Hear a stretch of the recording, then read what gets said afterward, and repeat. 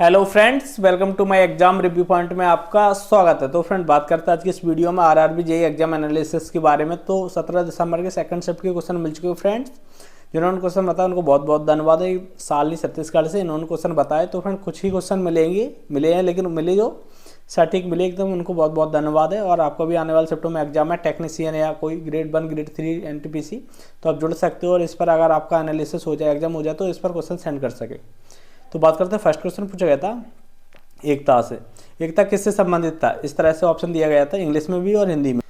Option में था IQTA, एकता करके था IQTA, इस तरह से था। एकता किससे संबंधित है? तो बात करते हैं फ्रेंड, एकता भूमि अनुदान के लिए एक प्रणाली है थी जो सल्तनत काल में थी। एकता में जुड़ी हुई कुछ खास बातें। एकता भूमि का वह हिस्सा था जो सैनिक सेवा में बदले में दिया जाता था। एकतादार एकता की धारक होता है और एकतादार को मुक्ति भी कहा जाता है। नेक्स्ट क्वेश्चन पूछा गया था, राज्यसभा में कितने सदस्यों को नॉमिनेट करते हैं? तो राइट आंसर हो जाएगा 12 सदस्य को। कितने सदस्य को? 12 सदस्य को करते हैं। संविधान के अनुच्छेद 80 में राज्यसभा में सदस्यों की अधिकतम संख्या 250 निर्धारित की गई है, जिनमें से 12 सदस्य राष्ट्रपति द्वारा नामित किए जाते हैं और 238 सदस्य राज्यसभा एवं संघ क्षेत्रों में प्रतिनिधित्व होते हैं। नेक्स्ट क्वेश्चन पूछा गया था, कपिल परमार 2024 पैरा ओलंपिक में किस खेल से संबंधित है? तो राइट आंसर हो जाएगा फ्रेंड, कपिल परमार जन्म 23 जून 2000 को हुआ था। एक भारतीय पैरा जूडो है खिलाड़ी है। तो राइट आंसर हो जाएगा जूडो से। किससे? जूडो से। उन्होंने 2024 में पैरा ओलंपिक कांस्य पदक जीता था और जूडो भारत का पहला पैरा ओलंपिक पदक जीतकर इतिहास रच दिया था। नेक्स्ट क्वेश्चन पूछा गया था, नेक्स्ट क्वेश्चन से पहले मैं आपको बता दूं, आप लोगों ने अभी तक चैनल को सब्सक्राइब नहीं किया हो तो फ्रेंड चैनल को सब्सक्राइब करके जुड़ जाइए और बेल आइकन को प्रेस कर दीजिए, जिससे आपके पास जल्द से जल्द नोटिफिकेशन पहुंच सके। और मैं आपको बता देता हूं, जैसे कि अभी तक सेकंड शिफ्ट का कोई एनालिसिस नहीं आया, लेकिन मैं तुरंत वीडियो डालूंगा। इसी तरह से आपको पूरा कॉपी करेंगे और कुछ लोग, और पूरा एनालिसिस करेंगे एक क्वेश्चन के साथ। तो फ्रेंड्स, आप कोई वैक्यावे में नहीं आया, बस चैनल को सब्सक्राइब करके जुड़ जाइए। सबसे पहले एनालिसिस, एकदम सटीक एनालिसिस यहाँ पर देखने को मिल जाएगा। नेक्स्ट क्वेश्चन पूछा गया था, 5.6 किसका पीएच मान होता है? तो राइट आंसर हो जाएगा 5.6 पीएच मान सामान्य वर्षा का होता है। तो किसका? सामान्य वर्षा का होता है। वायुमंडलीय कार्बन डाइऑक्साइड की वजह से सामान्य वर्षा थोड़ी अम्लीय होती है। जब वर्षा का पीएच मान 5.6 से कम हो जाता है तो उसे अम्लीय वर्षा कहा जाता है। अम्लीय वर्षा अम्ल की मात्रा ज़्यादा होती है, जिससे इसका पीएच मान 4.2 और 4.4 बीच होता है। नेक्स्ट क्वेश्चन पूछा गया था, H+ आयन क्या होता है? ऑप्शन में थे 7 या 7 से कम या 7 से ज़्यादा, इनमें से कोई नहीं, इस तरह से। तो बात करते हैं फ्रेंड्स, H+ आयन अम्लीय घोल में 7 से कम होता है। तो राइट आंसर हो जाएगा 7 से कम होता है। अम्लीय घोल में हाइड्रोजन आयनों में सांद्रता ज़्यादा होती है। अम्लीय घोल का पीएच मान 7 से कम होता है। पीएच का फुल फॉर्म है पावर ऑफ द हाइड्रोजन, यानी हाइड्रोजन की शक्ति। पीएच स्केल पर 7 से कम पीएच अम्लीय होता है और 7 से ज़्यादा पीएच क्षारीय होता है। 25 सेंटीग्रेड पर 7 पीएच मान वाले विलियम उदासीन होते हैं। नेक्स्ट क्वेश्चन पूछा गया था, सोडियम क्लोराइड को सिल्वर नाइट्रेट से मिला दिया जाए तो क्या प्राप्त होगा? तो राइट आंसर है फ्रेंड, सोडियम क्लोराइड को सिल्वर नाइट्रेट से मिलाने पर सिल्वर क्लोराइड का सफ़ेद अपक्षेप बनता है। तो राइट आंसर हो जाएगा सिल्वर क्लोराइड का सफ़ेद अपक्षेप बनता है। नेक्स्ट क्वेश्चन पूछा गया था, एक क्वेश्चन था, अनुच्छेद 21 में क्या नहीं है? 4 ऑप्शन थे, उसमें से एक नहीं था, 3 थे। तो बात करते हैं फ्रेंड, भारतीय संविधान के अनुच्छेद 21 की मृत्युदंड शामिल नहीं है। तो राइट आंसर है क्या शामिल नहीं है? मृत्युदंड शामिल नहीं है। 21 के बारे में और कुछ बातें हैं, जैसे कि अनुच्छेद 21 में जीवन में अधिकार का उल्लेख है, जिनमें से सम्मान के साथ जीने का अधिकार शामिल है। अनुच्छेद 21 के तहत किसी भी व्यक्ति को कानून की उचित प्रक्रिया बिना उसके जीवन या स्वतंत्रता की वंचित किया जा सकता है। अनुच्छेद 21 की मनमाने या गैरकानूनी हिरासत पर रोक है। नेक्स्ट क्वेश्चन से पहले मैं आपको बता देता हूँ कि टेक्नीशियन और ALP, मतलब टेक्नीशियन ग्रेड 1 ग्रेड 3 और RPF कांस्टेबल और NTPC, जितनी भी आपके आने होने वाली समय में एग्जाम है, आपको पूरा एनालिसिस यहाँ पर सटीक तरीका से देखने को मिलेगा।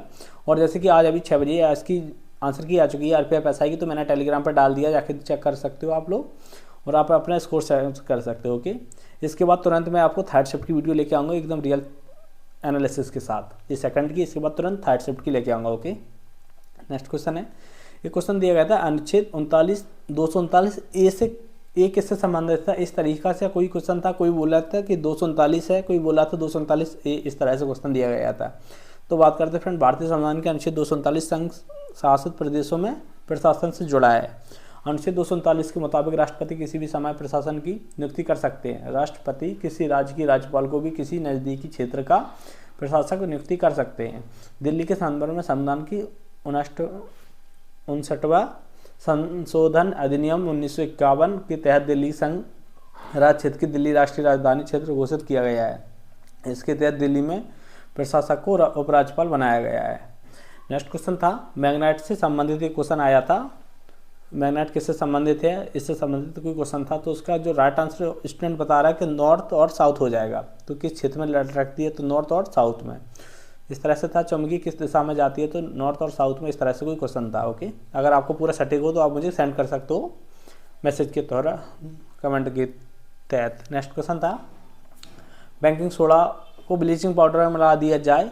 पूरा क्वेश्चन नहीं मिल पाया, ये पूरा क्वेश्चन था। जो पूरा क्वेश्चन हो वो मुझे कमेंट में बता दीजिए। उसके बाद बोल्ट से था कि 2 बोल्ट दिया गया था, रेजिस्टेंस 1 दिया गया था, तो करंट क्या होगा। इस तरह से क्वेश्चन पूछा गया था। उसके बाद पूछा गया था अवतल दर्पण को वस्तु रखने पर उसकी स्थिति पर कैसा बनेगा, कैसा फोकस बनेगा। तो बात करते हैं फ्रेंड, अवतल दर्पण पर वस्तु रखने पर स्थिति के आधार पर प्रतिबिंब की स्थिति इस प्रकार होती है कि जब वस्तु के अवतल दर्पण की नली अंदर रखा जाता है तो उसका काल्पनिक प्रतिबिंब बनता है। जब वस्तु को अवतल दर्पण पर अनंत पर रखा जाता है तो वह फोकस पर एक वास्तविक उल्टा और अत्यधिक छोटा प्रतिबिंब बनाती है। नेक्स्ट क्वेश्चन था एक मालमपुर था या पालमपुर था, कोई बोल रहा था मालमपुर है, कोई बोला पालमपुर है। इस तरह से कोई क्वेश्चन देखने को मिला था। अगर पूरा सटीक आपको पता होगा तो आप मुझे कमेंट में बताइए किस तरह से क्वेश्चन पूछा गया था। अगर पालमपुर होगा तो पालमपुर किससे संबंधित है, तो बात करते हैं भारत के हिमाचल प्रदेश में कांगड़ा जिले का एक पहाड़ी शहर है पालमपुर। जो पालमपुर भारत के हिमाचल प्रदेश राज्य के कांगड़ा जिले में एक स्थित नगर है, जो पहाड़ी इलाका है पालमपुर। उसके बाद बात करते हैं फ्रेंड्स, कुछ क्वेश्चन मैं आपको बता देता हूँ। मैथ के क्वेश्चन है, इस तरह से मैथ के क्वेश्चन है। इसी टॉपिक से क्वेश्चन देखने को मिल रहा है, मतलब थोड़ी वैल्यू चेंज है, इसके अलावा कुछ चेंज नहीं है। इसके अलावा मैं आपको दिखा देता हूँ। ये देखो, ये मैंने आपको बताया कल भी, आज भी बता रहा हूँ। यहाँ से क्वेश्चन देखने को मिल रहा है, यहाँ से क्वेश्चन करके जाएँ आप लोग, यहाँ से क्वेश्चन देखने को मिल रहा है। उसके बाद एक क्वेश्चन देखने को मिल रहा है 2 साल का साधारण ब्याज 54 है, चक्रवृद्धि ब्याज 76 है, प्रतिवर्ष क्या मूलधन ज्ञात करें।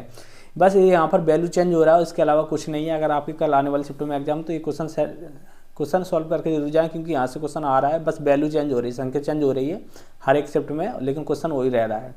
उसके अलावा ये फ्रेंड, ये वाला क्वेश्चन मैंने आपको बताया है, यहाँ से करके जाना है। उसके बाद एक क्वेश्चन देखने को मिल रहा है हर शिफ्ट में, 4 दोस्तों को मोहन की आयु औसत 38 साल था, मोहन की औसत आयु से 5 साल बढ़ा है, तो मोहन की औसत आयु क्या है, ये औसत साल से हर शिफ्ट में आ रहा है। बस ये चेंज हो रही संख्या, पूरा हुआ वो क्वेश्चन देखने को मिल रहा है मैथ में, बस संख्या चेंज हो रही है। पूरी मैंने PDF टेलीग्राम पर डाल दूंगा, आप जाकर देख लेना। उसके बाद ये पूछा गया था एक टैंकों में 2 घंटे में भर सकता है, एक 24 घंटे वाली कर सकता है, फिर एक 24 घंटों में भर सकता है। तीनों एक साथ खोल दिया, तीनों नल को एक साथ खोल दिया जाए तो कितने घंटे में भरेगी। क्वेश्चन पूरा नहीं दिख रहा है। उसके अलावा एक टैंकी 45 घंटे में भरता है और एक 2 घंटे में भरता है, तो उसको कितने घंटे में पूरा भरेगा। इस तरह से था। ये पूरी औसत दी गई थी, औसत की संख्या थी। इस तरह से पूरे मैं आपको क्वेश्चन के माध्यम से डाल दूंगा वहाँ पर टेलीग्राम पे।